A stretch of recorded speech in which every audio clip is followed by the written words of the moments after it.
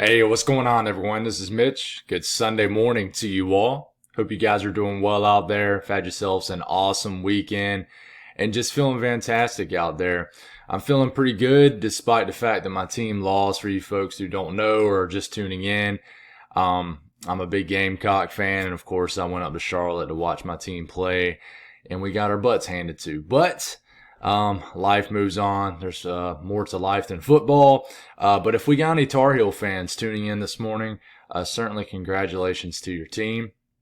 And man, it was a brutal one to watch in person. If you notice that I sound different, a little hoarse, it's because I am. And I didn't realize how hoarse I was until I literally just started talking about 40 seconds ago. So here we are. Hopefully you can hear me pretty well. We'll roll through this video. We'll talk about the tropics. We'll talk about your weather for today. There is an area that our eyes are really beginning to focus on. Our next named storm is Lee, as Katia was taken, but won't threaten anybody. So Lee is really the storm that we really need to focus on. It's not Lee yet. It's not Lee yet, so I shouldn't call it that. But most model guidance pretty much tells us that it's most likely going to be the L name, which is Lee. So we'll talk about that right at the beginning of the video. Then we'll talk about the weather for the rest of the country.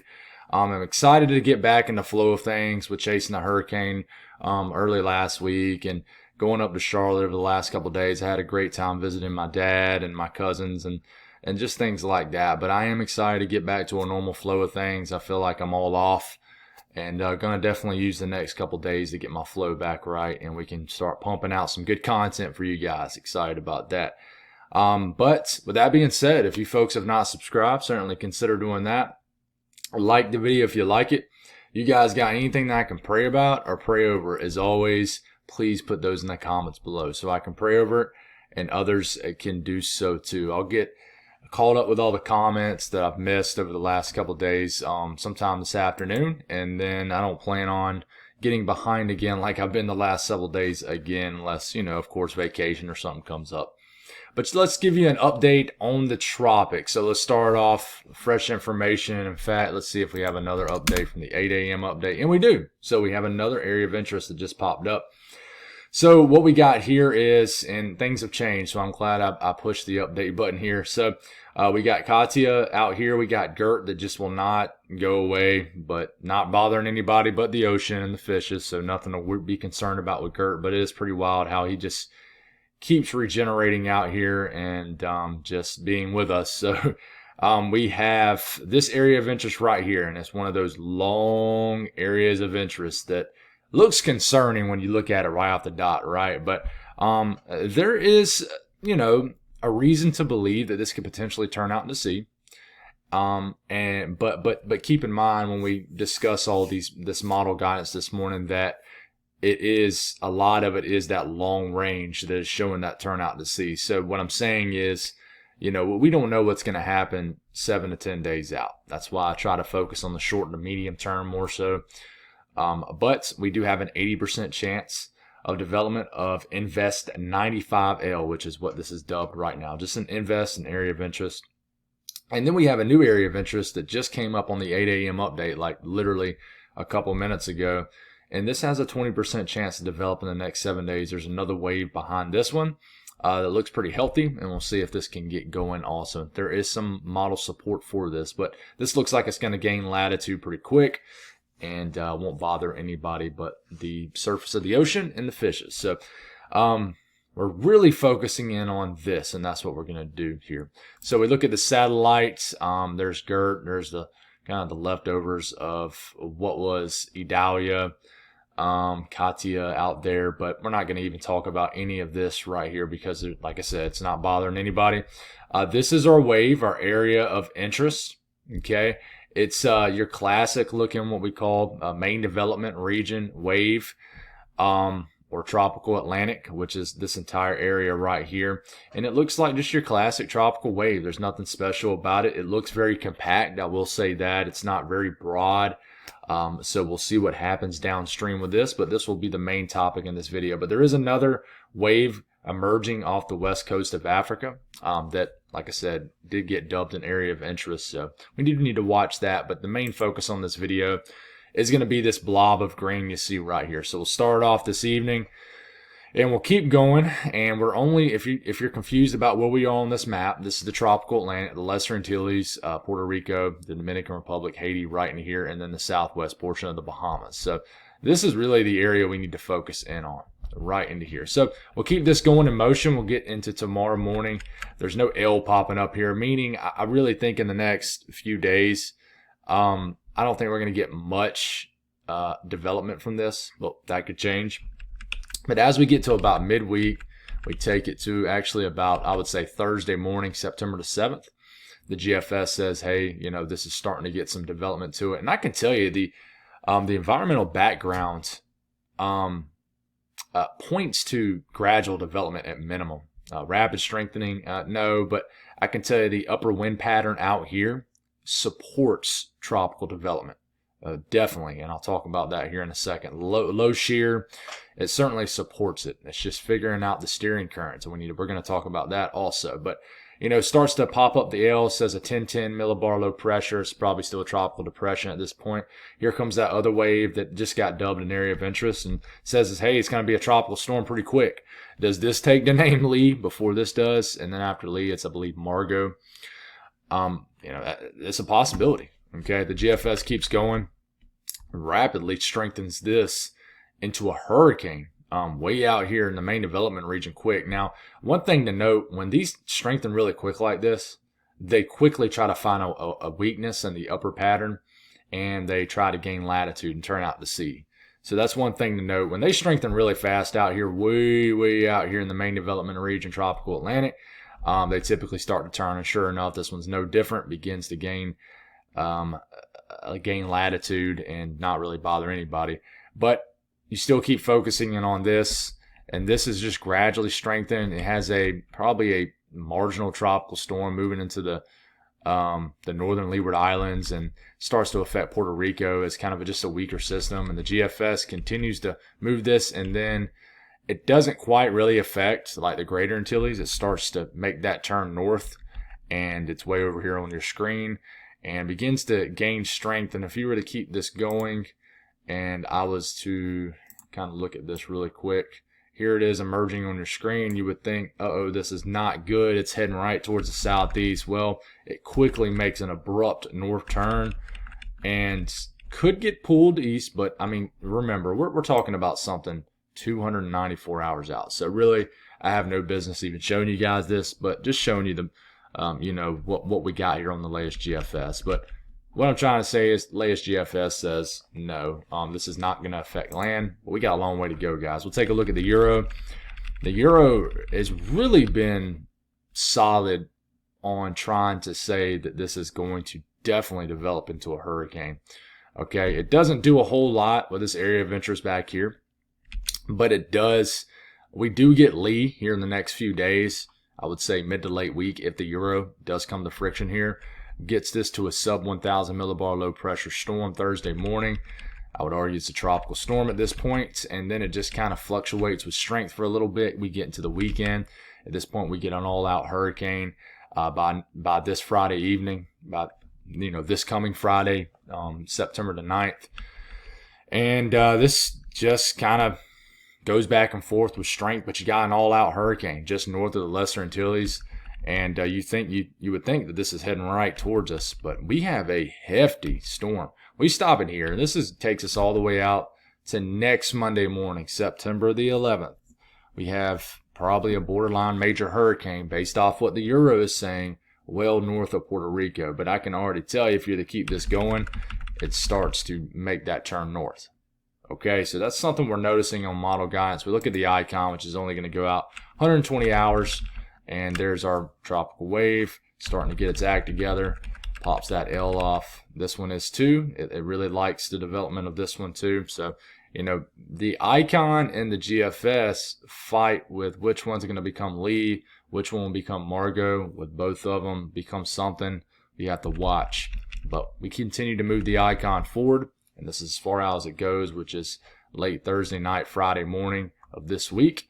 And we have what looks to be a tropical depression inching a little bit closer to the Caribbean and the Lesser Antilles. But the icon would say, hey, this would take the name Lee.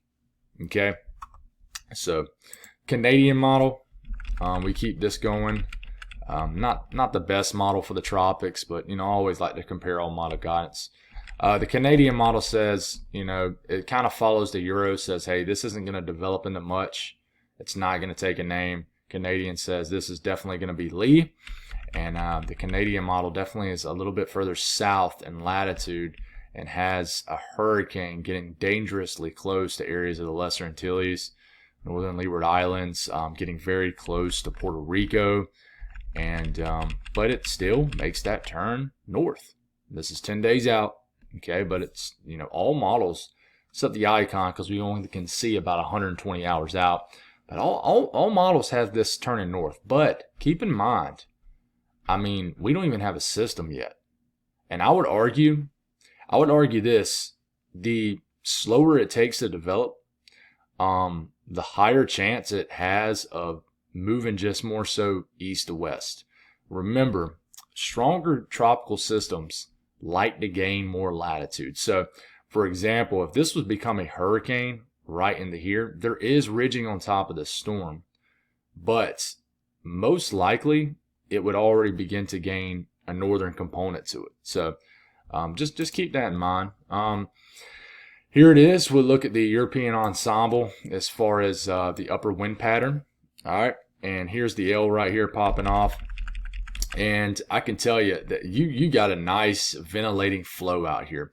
The areas in blue, just think of that as shear. It's a tut, kind of an upper trough feature right here over this portion of the Atlantic, kind of dipping down into the southwest Atlantic. Think of that as shear, which is hostile for tropical systems. And this gets right into here, has a nice anticyclonic flow. Remember we talked about that with Idalia a little bit. And I would expect that late this work week into the weekend, we start to really get some intensity to whatever named storm this is, if it is one. Okay, now it starts to get a little bit closer to this shear right here, but I would argue that once we get about 5 to 6 days out, it's going to enter an environment that we think as of now supports some decent strengthening of whatever's going to be right here. Okay, so upper wind pattern, you can check that off the box. Sea surface temperatures, check that off the box. Steering flow, as far as a threat, that's tough. With this being a weaker system, and I know you can't see it, but the system is down here. Okay, I know you can't see it just because it's weaker, but the system is down here. All right, let's get this off the screen. Let's get this rolling again. We keep this rolling, and you see the little bit of the orange kind of showing up over this. This indicates some weak ridging, and with this being a weaker storm, it feels enough of this ridging sitting over this area right into here to where it continues more so of an east to west flow with it. Okay, now watch this feature right here in blue. That's something to watch right over the Great Lakes region. You keep this going, and you actually got, based off the Euro, strengthening a ridging right on top of the system. Okay, but it's weak. You don't have a really pronounced like Bermuda high or anything like that, North Atlantic high. Okay, you keep this going, and this begins to strengthen right into here. Here's our system based off the Euro, and this is about 6 days out. When this begins to strengthen, it starts to do whatever it can to find that weakness in the upper pattern. And here it goes. It begins to move more so northwest instead of just east to west. It starts to move more northwest at this point, finds that weakness, and then you got this big upper trough that begins to really dig down into the northeast over areas of Canada. And then you got a wide open weakness right into here, which allows for this to just pull up and maybe head out to sea. So that's something to watch. This is a big feature to watch in the long-term future of whatever happens right here. Okay, it's huge. If this comes in, it'll break down the ridge, and this creates a weakness. And this is definitely not going to go that way.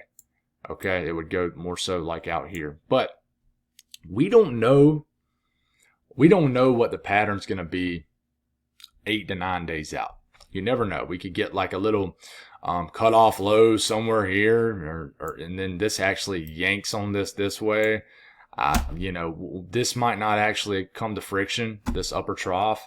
There's a lot to figure out with this, okay? We just don't know what the pattern, the background's going to be this far out. We really don't. So if we were to keep this in motion, you can see exactly what happens here. I'm going to have to go back in time here, but you can see how it begins to kind of find this wide open weakness. Yeah, so it would get pulled out. You look at the European ensemble. This is between now and Thursday evening.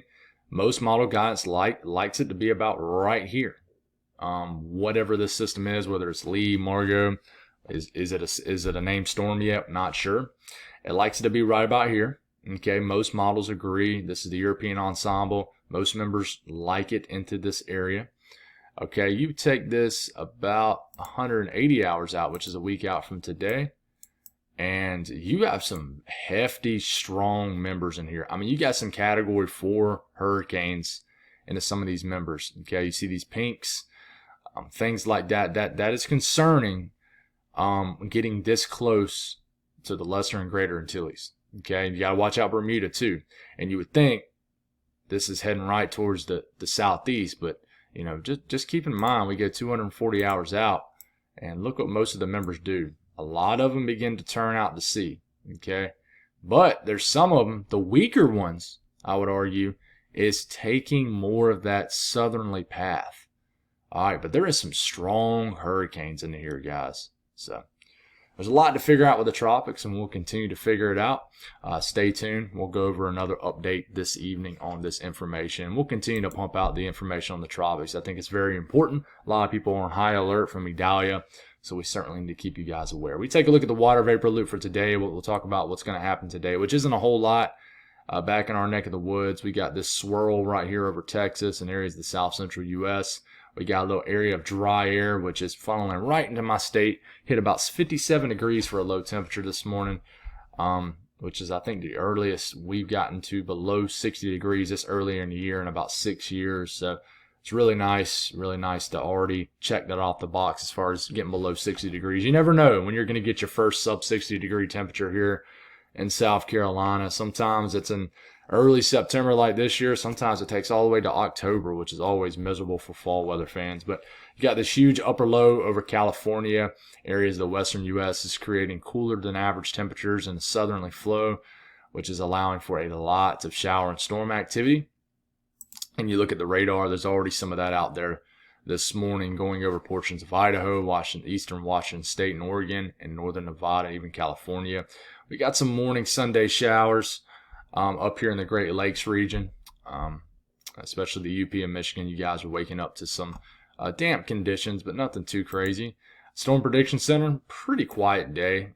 With this southerly flow, though, you're definitely going to have the chance for some strong to severe storms in Nevada, areas of Utah, Idaho, extreme southeast, Oregon, and then western sections of Wyoming. So a lot of storm activity out here. Nothing too crazy, no slight risk, but rainfall could really add up. Could get an inch, 2 inches of rain. We had some flooding in Las Vegas yesterday. It looked like a river. It was pretty wild. But you guys could get a lot of rain just north of this area tomorrow.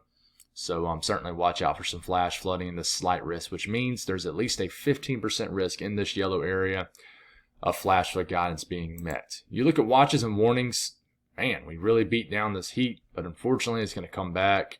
But there is heat advisories up for areas of South Dakota, Nebraska, 4 counties in northwest Iowa, areas like Minneapolis, heat advisory, and western Wisconsin. So some red flag warnings up, starting to get kind of dry in Wisconsin. So we need some rain. Flood watches up out west for those areas that I just talked about. It's going to get a good bit of rain. But, I mean, we're waking up to absolutely no watches, warnings, advisories for the south except, you know, the river, I can't talk, except the flood warnings along the river banks, you know, in the southeast. So, and that's just due to the fact that Idalia pushed through those areas a few days ago. All right, the southeast today, pretty quiet. We're going to get some tropical downpours, maybe in the western areas of the Panhandle of Florida. Some storms are possible. Could get some flash flooding. Mobile could be a rainy afternoon. Could get some storms popping up in Louisiana. You know, we could definitely use all the rain we can get in Louisiana. We're still well behind. But just some immediate downpours in Louisiana, southern Mississippi, southern Alabama, but not a whole lot going on. I think they'll be isolated to maybe widely scattered into these regions.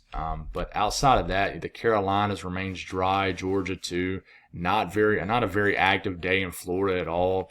So nothing too crazy at all. But I do think you're going to be dealing with some heavy downpours in and around the New Orleans area, Gulfport, Mobile, and extreme western areas of the Panhandle of Florida could certainly deal with today. But other than that, it's going to be a pretty nice day. Pretty nice day.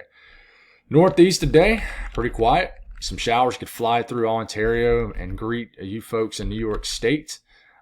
Cruise over Lake Ontario, move into areas in New York State a little bit later this evening, but they might not even make it. We'll see what happens. Outside of that, some spotty rain showers you might wake up to and greet you for your Monday morning, for your Labor Day morning. But outside of that, it's quiet. Not a lot to speak on for you folks in the Northeast. Continue to enjoy your nice fall weather. South Central U.S., I mean, it's pretty quiet out here too. You know, we're gonna get a lot of scattered showers and storms, possible along the Front Range in Colorado and western Colorado, western New Mexico. Get some downpours, and we could get some isolated downpours in the western half of Texas. Maybe even some very, very isolated pop-up downpours in Arkansas.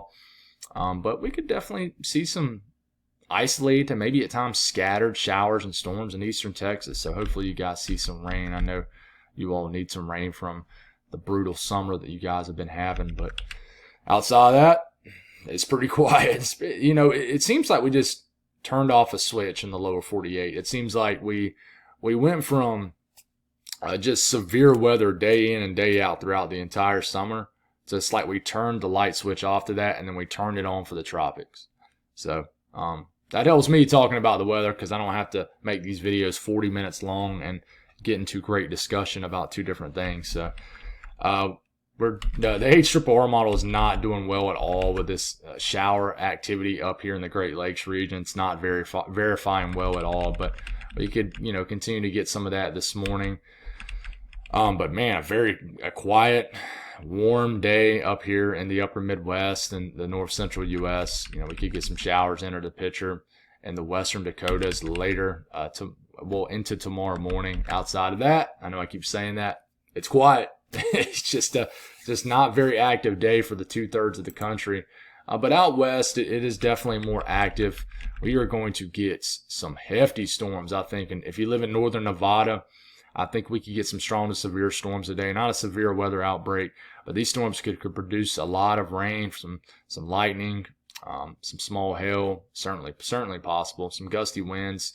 But they will really get cranked up here in northern Nevada. I mean, maybe even areas of the higher elevations of California. And these real high elevations could get some snow out of this. It's just getting to that time of the year.